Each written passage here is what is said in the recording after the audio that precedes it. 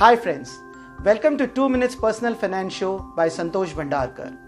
In the recent budget, government has notified new income tax rates.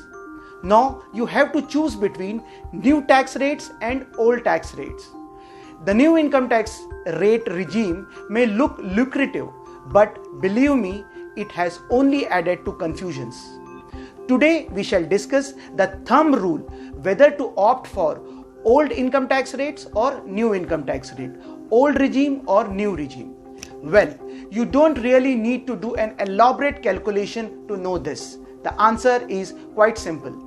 Anyone claiming tax exemptions or deductions of more than 2.5 lakh in a year should opt for old tax structure.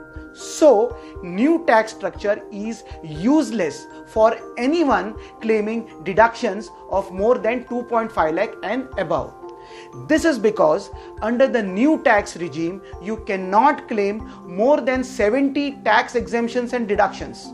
You cannot claim standard deduction, that is 50,000, which is available for salaried employees. You cannot claim house rent allowance, which can go up to 50% of basic salary.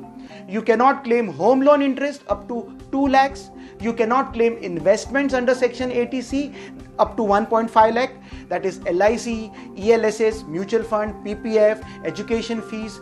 You cannot claim NPS deductions up to 50,000. You cannot claim medical insurance up to 50,000 in new tax regime. You cannot claim saving bank account interest, education loan, disability and specified disease deductions or even donations. Crazy, right? So stay away from this catch, be careful and opt for old tax structure. Stay tuned for more on personal finance. This is Santosh Bhandarkar signing off. Thank you.